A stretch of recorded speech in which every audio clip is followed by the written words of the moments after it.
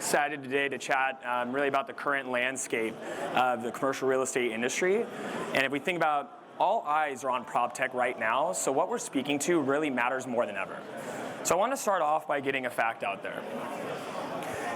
Over the last 5 years, there have been more service providers and platforms that have entered into the industry than in the entire history of commercial real estate. Is that good for the broker? Is it bad for the broker? Is it good for the industry? Or is it bad for the industry? It's all happened so fast that no one's ever stopped to think about what the end result would be. So are we too late or are we oversubscribed? So again, my name is Patrick Frank. I'm the head of sales at Biproxi, and we're going to be letting you guys, giving you guys some insights onto some fun conversations we've had across the industry and brokers. So the big question today, is the CRE industry saturated with niche platforms necessitating users to have multiple subscriptions? Or in other words, is there just too much out there that we don't even know what to do with? So if we take a look at this image, right, I'd say it's pretty clear what the answer is. Even with every single vendor out there, and I'm sure that we're missing a couple of them on here, you can barely even see who's on this, let alone know exactly what they do. So before we can completely answer that question to are we oversubscribed, we have to take a look at the history of the industry and what got us here. So here is where we are today, the one-to-one relationship, or simply put, a monopoly. Think of this as high prices, a sole reliance, and essentially nothing you can really do about it. So we all know a couple of these in an industry. So what is the result of this? You might be logging all into one single place for your business, sure, that's great. But it stunts growth because it nurtures a non-competitive environment. So really the most detrimental outcome of this scenario is that your individual success as a broker is solely tied to this entity. That's why I love the image of it. It's so simple. The broker is at the middle and it is fully encompassed by that entity's ecosystem. So if we look over on this side, this is where we are today, the one-to-many. Now, looking at that, it already looks difficult to navigate, right? Similar to the image before. But it's not just the navigation, right? So you have to deal with the subscription to all those different services. You have to deal with the pricing, the negotiation, having to learn all of those different platforms and then train your team on learning how to use those platforms, not to mention just remembering the passwords to log in, right? So we can't forget that in all of this is that all of these different competitors that have now entered into the space are still in their developmental stages, right? We're still at a foundation, those scaling very quickly, we're still just at the very beginning. So I think it's very clear, right, that the loser in both of these scenarios is the broker. It's okay. Oh, went a little too fast. Okay.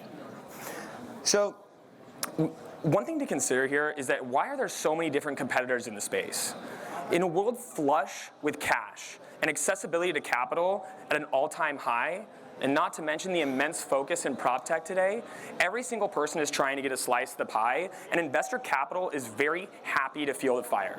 So as I mentioned, the broker is essentially losing in both of these scenarios. So what can we do? What is the right solution? And so just like with anything, it's the right balance, right? We've all heard the saying of, too much of one thing is typically never a good thing. It couldn't be more true today. So was it technology that went wrong? Is it the economic environment that fueled this, or are the brokers to blame for feeding into the fire? So for some background on what we did, we went and spoke with brokers across the entire industry, ones with completely different backgrounds, shapes, and sizes. So these are your institutional brokers, independent owner brokers, they're all from different income, right, different income levels. And so we put it into a game called What's Your Stack? So let's take a look at our first broker. Right, so this is the institutional broker we all know, love, and are familiar with. Been in the business for 20 years, typically a little resilient to change, but stays in the know. And the majority of the time, he's dealing with larger asset classes and co-oping deals. But what we heard from the interviews with these brokers is that more than anything else, they say that their split covers their technology stack. Now, what we have not done is the assessment of how much that split technically costs, but when you're part of a larger institution, your split is most of the time smaller than it was if you're an independent owner or part of a boutique brokerage. So what we did dig into was what did those institutions actually provide? And we found that other than the subscriptions to CoStar and LoopNet, it's actually very little. And more so, at best, is just discounts for these brokers to all those different subscriptions. What's interesting here, though, is that these brokers who are relying on, or that have an institutional name behind them, right? Really the value that the institution's bringing them is their large teams that they've put together over a long period of time. And of course, the name brand. That being said, on the brokerage level, we have to give them credit. Their willingness to adopt technology is phenomenal, but it's very difficult to tell every single broker within a larger brokerage, hey, use this, and from the top down. It's very difficult. So for our second broker for What's Your Stack, this is the principal owner of a brokerage, right? Typically a smaller boutique brokerage. Someone who's been in the industry for, let's call it 10 years, but they're doing every single thing themselves. These entrepreneurs are typically the ones who are the most scattered, and they think of technology kind of like a buffet, right? Where they take little bites and pieces of every single thing out there, and then they figure out what they like the best. But we all know how we all feel after we go to a buffet. So what's in their stack? Just about every single thing out there. They're in multiple places at once, trying to get every single inch that they can gain on the competition. And they break down their tech stack into silos. So they have their CRM, they have their data tool, they have their search and listing platform, they have virtual assistants sometimes. So this does provide some advantages, and it allows you to close your deals in a more unique way than the traditional process, but it's not as much of an advantage as you would think.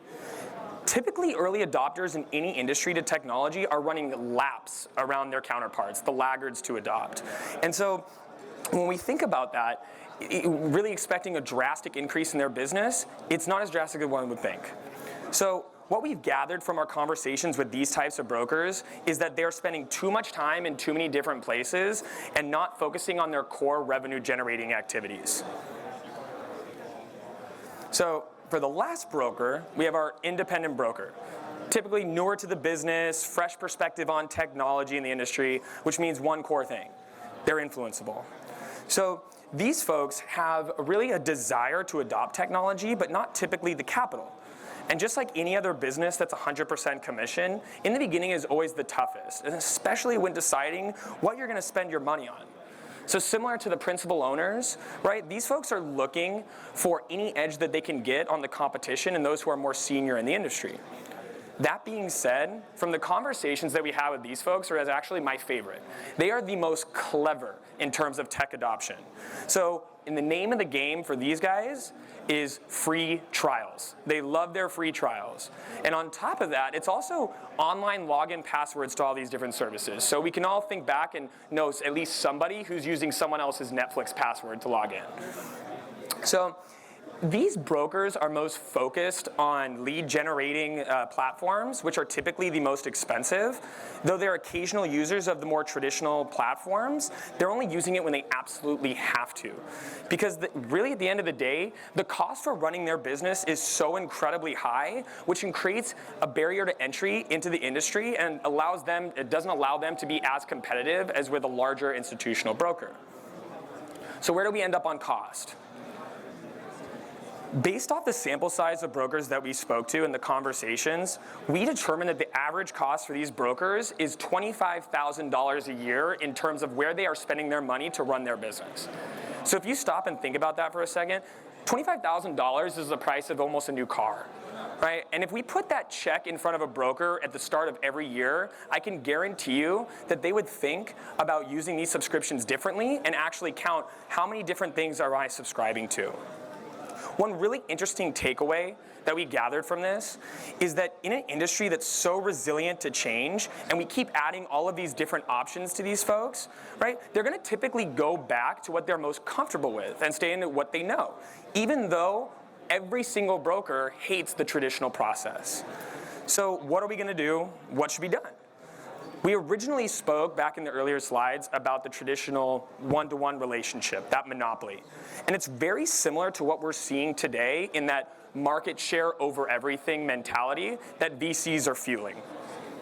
So we've just recently started to see that fail, right? Take example, in the recent cases of WeWork, right? So when we think about why is that happening? It's because all of these different systems and platforms that go to scale are trying to do too many things at once, and they're all closed source. So when asking the brokers, what is the ideal outcome? from this, we found that, sure, they want to have a place where they can search for their listings. They want to be able to have all their data. They want to be able to have a marketing platform, basically everything out there all in one place. That's the ideal outcome.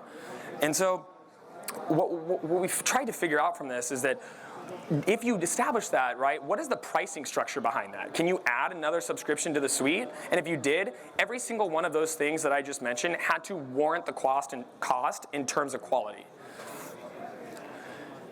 And so at Biproxi, quite frankly, all we've done is just listen to brokers.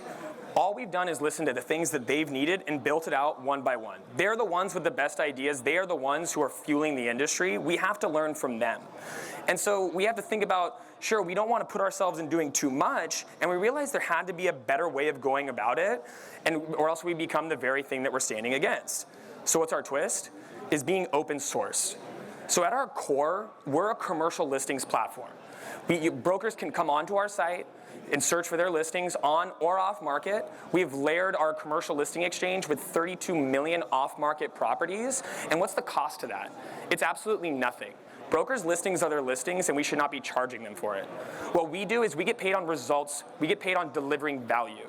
And in being open sourced, we are going to the best vendors across the entire industry and pairing them all in one single place. And to that point, I want to highlight the vendors in the space. There are some amazing and incredible companies out there in commercial real estate creating the most innovative stage that this industry has ever been in. And it's our goal to work with each and every single one of them to provide the brokers the best experience. It's why we developed a marketplace. If I make this comment all the time at every conference I go to. If you were to drop a broker in the middle of a large conference, how long would it take them to source every single vendor they needed to run their business? It would take the entire length of the conference.